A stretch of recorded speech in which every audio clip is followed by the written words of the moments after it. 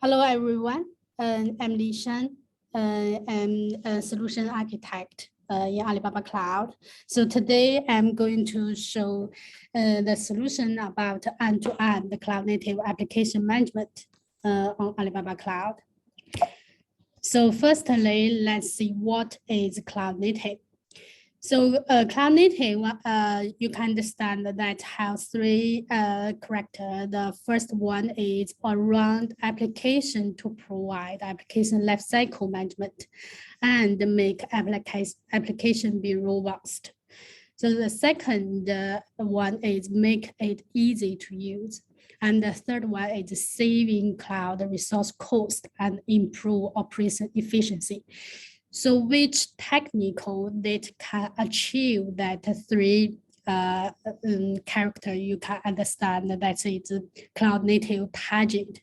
So for now, when we talk about cloud native, we should talk about the container first. And we know the container platform nowadays, Kubernetes is very popular. And this is a forest wave, the newest forest wave. The forest have 3 points to evaluate each container platform. So you can see Alibaba Cloud in the leaders quadrant. So you can see Alibaba Cloud have a strong current offering. So I will show you what is we provide. So the managed Kubernetes service is fundamental, and except managed Kubernetes, we provide 5 layers ops ability to help you easy to use it and saving your cost and improve operation efficiency. So that is what's mean. We provide, okay. And when we see each of the ops, so we will go through each of them. Like CloudOps, that the target is cloud environment build and cluster management. So the cluster management, it can be one cluster or multi-cluster in multi-region or the cluster in multi-cloud. So that is okay for, that is the in charge of in CloudOps to do. And the second part is DevOps. So DevOps, the major ability is application deployment and image management and application monitoring and tracing through that features to make you easy to deploy your application in one cluster or in multi-cluster, and through application monitoring to let you know what is happened for your applications. Okay, and the second part is SecOps. So you can understand SecOps is for security department. Someone use it. So that is the major ability is fine-grained security control. So from the security control to make your cluster will be secure. And the next one is AIOps. So that is we provide some tools and service to prevent your cluster risk and solve some abnormality problems.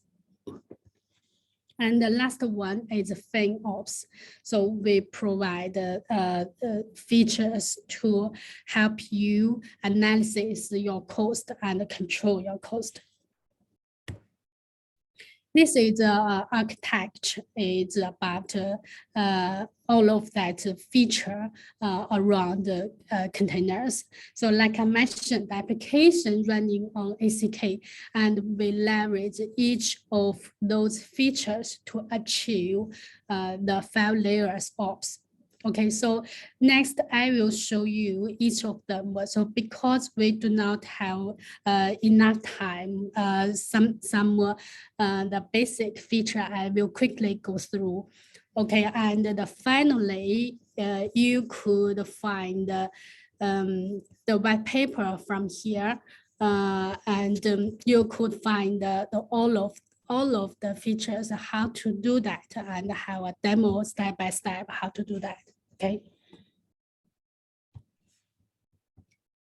Okay, so this solution, I use the real microservice application. So let's see the microservice application. So these have two applications, the app and Jupyter, and each application have the 4 functions. Okay, and this function called RabbitMQ, and I use Spring Cloud Gateway to access the application and use NICOs to do the service discovery and the registration. And the database, I use the MySQL. So originally, all of that service built to a jar package. So the first step is use cloud service to instead of the each jar package, which is not relevant with your application. Okay, so what is your application? It's just here. So that is your application business logic code. So you're writing here, but other is other services. So instead the cloud services to use cloud services to instead that package. So that means you do not to maintain other services. Okay, so you do not to check whether RabbitMQ can be work, whether the MySQL is it work. So you do not worry about that. That's the focus on your application code. Okay, so the MySQL use DS MySQL instead of, and we provide the DMS data management. That is have a UI, friendly UI that makes you easy to manage your database. And use RabbitMQ, manage the RabbitMQ, and use MSE to do the cloud native gateway and the service discovery registry, and all of the application log stored in log service. So through these use data services, so you could get some benefit like reliability, efficiency, and stability. Okay. So let's go through each of the ops. The first one is CloudOps. So we know that first we need to provision our services, and our major services are we integrated with Terraform. So from this URL, you could find all of that resources and have an example how to do that. And also we provide a model for Terraform. So that's easy to use. You just call the model. You do not write so many code to provisioning your cloud services. Okay, so next one, let's see auto scaling. So for auto scaling, we provide 2-layer auto scaling. The first is cluster auto scaling, and another is HPA, the pod auto scaling. So in pod auto scaling, you could define your CPU memory usage, or from like latency or QPS to trigger the scale. And the cert manager, you can understand that it help you achieve HTTPS access. Okay, so and the cert manager is they support some major issuers. Okay, so through these issuers, they create a certificate, and the cert manager also integrated with ACK. So you could leverage the cert manager to make your application be accessed by HTTPS. Okay, so for this cert manager, we provide 2 validation. The first one is HTTP validation, and the second one is DNS validation. So HTTP validation support ingress, and when you create just create a cluster issuers, that's all, and the certificate and the secret will be auto created with ingress. If you have your own DNS and you want to HTTPS to bind your DNS, so you could create LDNS webhook and issuers and create your certificate and secret, and those that support ingress or support service mesh. Okay, so next is the external DNS. The external DNS is it's very easy to use, just to update your YAML file, your deployment YAML file with service and all ingress, and the DNS record will be automatically added in DNS or in private zone. So all of that is when you move your application on cloud, that features you should use, you will use. So next part, let's see the observability. We know the observability is very important for cluster, for Kubernetes cluster, because Kubernetes is very, it's not easy, it's so complex. So we should know what is happened in the Kubernetes cluster in any time. So for log service, we provide the out-of-box some dashboard. All of dashboard you can open to use. Just when you enable Kubernetes cluster, when you create a Kubernetes cluster, just select, do you want to create that dashboard? So all of that dashboard will auto create it for you. So that's include the Kubernetes cluster dashboard and Kubernetes Event Center dashboard. Okay, let's see some screenshot. So this is Ingress Access Center. So from here, you could see PV, UV, something, and this is Kubernetes Event Center.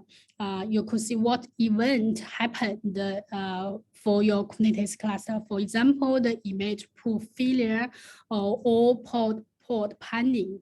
So all of the event will show in this event center. Okay, and also you can query your event. And this is ingress overview, include except the PV/UV, also include latency. And like I mentioned in the auto scaling, that it support the metrics. So that it can metrics the metrics can be the latency.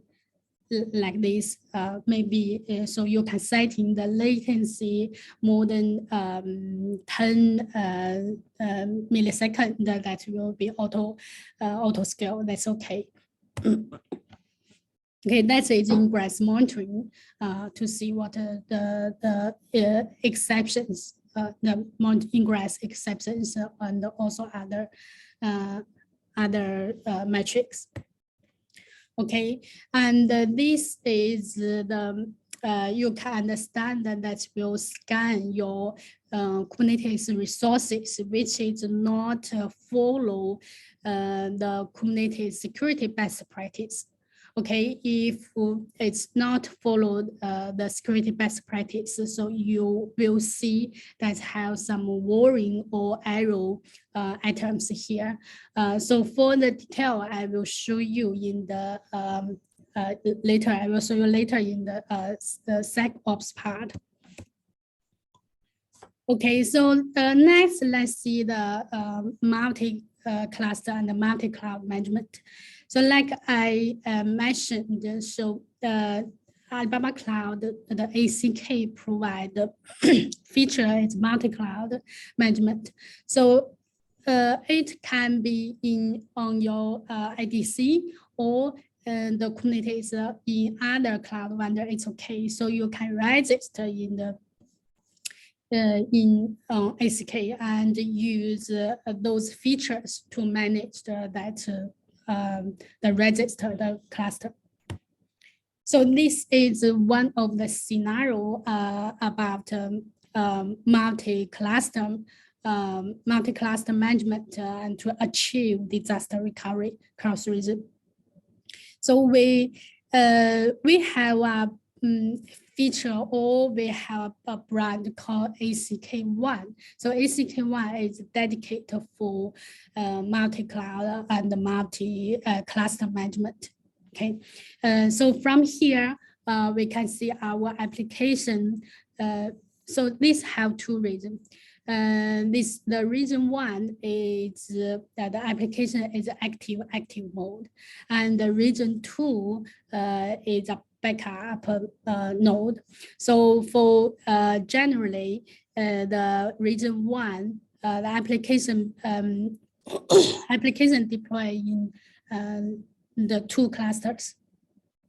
Okay, and leverage the global traffic manager to citing the traffic from here and from here.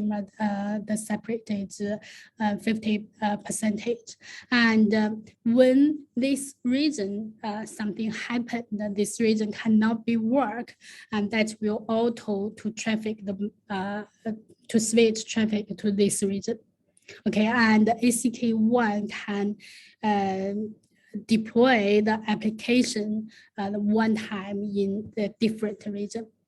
Okay, even this sometimes even this cluster is from other cloud provider, it's okay. Yeah, okay, and maybe sometimes so you can imagine maybe this region connect the RDS the endpoint is different than this region. So you can configure that you can understand how a config file so to allow you configure the endpoint some setting and just deploy once time and then that will the application will deploy in different cluster. Okay, and follow the different configuration. Okay, so next part, let's see, go through the DevOps. Okay, so we provide the ACR Enterprise Edition. So for ACR EE, it have some, you can understand that it's image management. If your application in different region, so you could use image replication to automatic replicate image to different region. Okay, and you could use image signature to make your image be secure. Let's see, that is a delivery chain. So you can enable or disable each of the steps. The first one is to build image and scan the image and to setting whether you want to sign the image to make the image be secure, or do you want to replicate? And finally, it can be deployed in ACK. With this is a workflow of image signature. So leverage those cloud service to sign your image. And all of that will just, we also have UI and script to enable you easy to use it. Okay, and the next part is application center. So application center, that is manage the Argo CD. So that can, the image center is based on GitOps concept to make you easy to deploy application in different cluster. Okay, so this repo stored your config file, your deployment, that is YAML file. And when you submit that's code that will auto trigger application center and deploy in different cluster. And also application center is integrated with ACIEE, and will have a new version image push. The ACIEE can be triggered to auto deploy the new version image of application. So let's see what it looks like. That's the 3 steps. The first step to select the source from Git or from your local template or from the Helm chart. And the second one to setting. So this is I select the Git repo. And the next one to tab, which is your Git. And the third step to select which cluster you want to deploy your application. And finally, you got the deployment topology to see what application has been deployed and which is a failure, which is a success. Okay, so next one is about service mesh. We manage the service mesh. The service mesh, we know service mesh have to layer the control plane and the data plane. So control plane part is managed by Alibaba Cloud, and the data plane, it can be in ACK cluster or serverless Kubernetes cluster or ECS VM or edge cluster or external register cluster, which one is the cluster on your premise or in other cloud vendor. Okay, and we know service mesh is a little bit hard. So we also provide the friendly UI to make you very easy to create your service mesh. Just follow this UI and to select which feature you want. And the next is add the ACK which you want to have service mesh ability.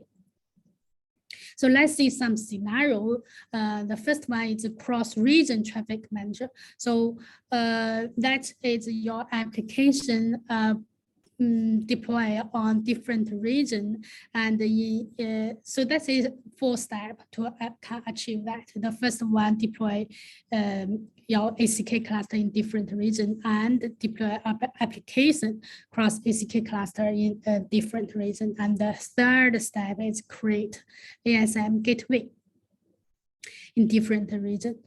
Okay, and the last step is config GTM to access the policy based on geography, location, or based on latency. Okay, so that's all. Yeah, and the next scenario is about traffic distribution or failover. So let's see this one. So sometimes we know that our application is microservice. And sometimes maybe this microservice cannot be accessed. So for that can be failed over to another cluster to access this microservice. And you can configure this microservice access to other service by this region or by this cluster or by another cluster to fall back to the original cluster, so that this can be do, or you can separate the traffic distribution. Okay, and the next the scenario about the kernel or A/B testing. So for example, these services deploy in the product environment, but you have one service want to do the A/B testing. So how to do that? Just deploy one service and configure something, and that service B will access this service C, and finally the service C will fall back to service D. So achieve that, use service mesh to achieve that. you do not need to update your product code, just to update your YAML file, to deploy YAML file. That is easy to achieve that. So that is why some enterprise, they are trying to adopt a service mesh. And the next one is MIC. So like I mentioned, the MIC that can be managed service discovery and cloud native gateway. So this gateway can be the ingress gateway or the internal gateway. Okay, so just create a registry. The engine can be Nichols or Zookeeper. Yeah, and you will got the URL from here. So that's all. That's it. You got the service registry, the service discovery. Yeah, and the next is just create a gateway, and create gateway. You after that you got the access URL. Yeah, and to create a source, the service from Nichols or from ACK container. So that's it integrated simply, very easy to use that. And just access here, just access the URL, you will to access your application. So next part, let's see the application monitoring. So for DevOps,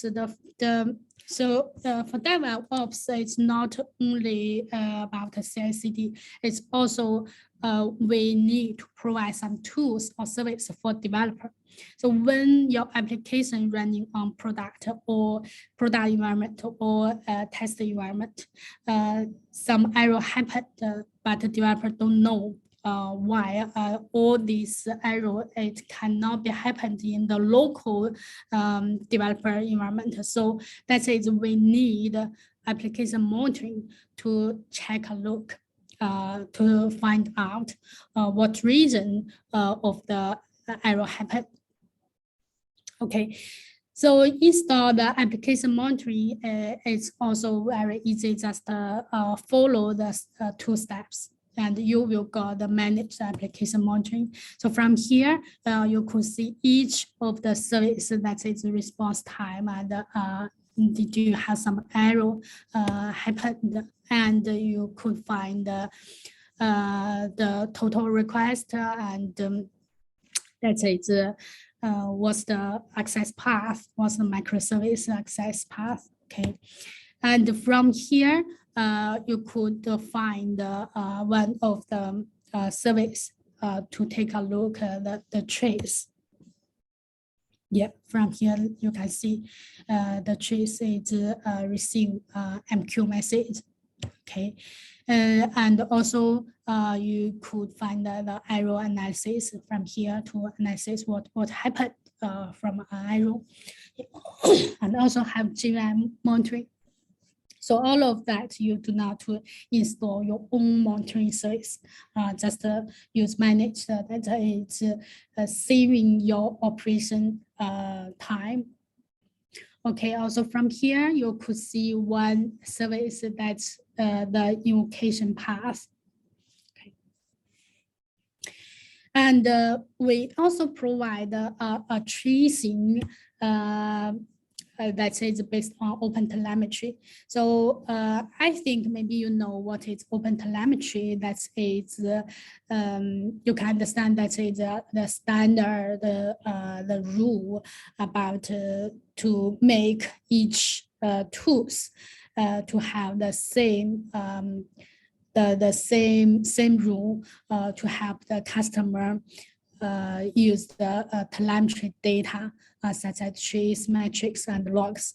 And these features is OpenTelemetry provide, and log service provide those features to help you extend the OpenTelemetry ability to help you easy to find your metrics and log to make the metrics and log together to help you find your arrow. So let's see an example.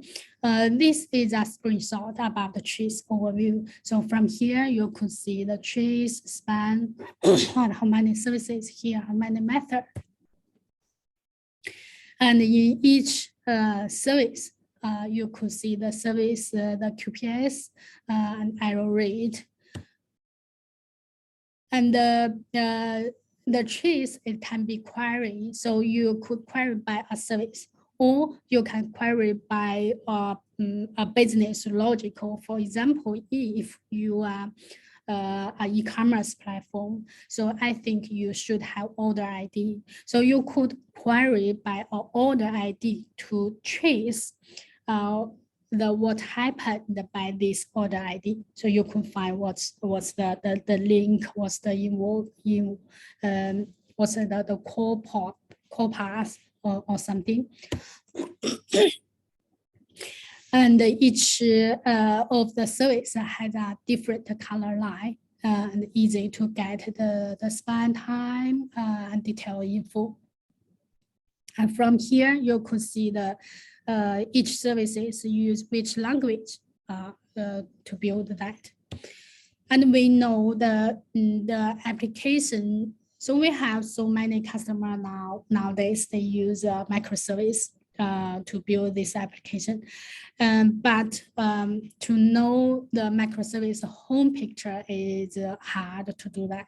So we provide the trace topology based on the trace data to build a microservice topology. So from here, you could see all this web access this front end, and the front end access the user. And you could also know the QPS and average latency, some info.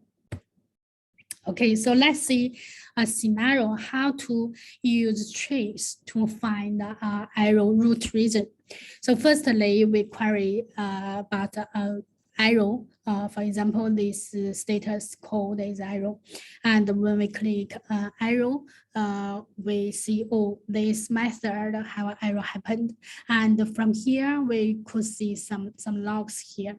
And in the details tab, have a trace ID. So when we click trace ID, that will forward to the log info. So that's in the same console. You do not to switch different services to check what is the trace ID and copy the trace ID to log service and to paste the log service to find what is the log to see the details. So you do not need to do that. Just from here, you can to achieve that feature in one console. Okay, from trace to link to the log, and also from any log you can link to the trace ID. And in the log, how an item is caller. So you could add event for this caller to add your code URL from here. So that is we can imagine from arrow to find the arrow method happened to see the log, the tail log, and from log to find the code. So that is we provide the tools to make you easy to find the arrow root code, the root reason. Also, you could build your own dashboard from trace ID. Yeah, if you feel our existing dashboard is not enough for you. Yeah. And how to use that ability? Just a 3-step: the install it and create a trace instance in log service and deploy CRD here and deploy instrument. So that's all. So you will get the traceability. So next part, let's see the SecOps. The SecOps include some features. The first one is secret manager. So we know ACK have a secret that stores some sensitive data. For example, applications password. for example, the database password and username or other services password, but maybe we don't want to store that secret in Kubernetes cluster. So we want to leverage another secret manager service to store that secure.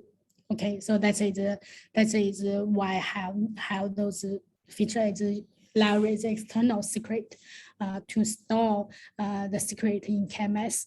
Yeah, and also that is very easy to use in ACK. Yeah, just create them. Add policy in ACK and install ACK secret manager. Yeah, that's all. Okay, and another part is about policy government. So when we talk policy government, we should know the two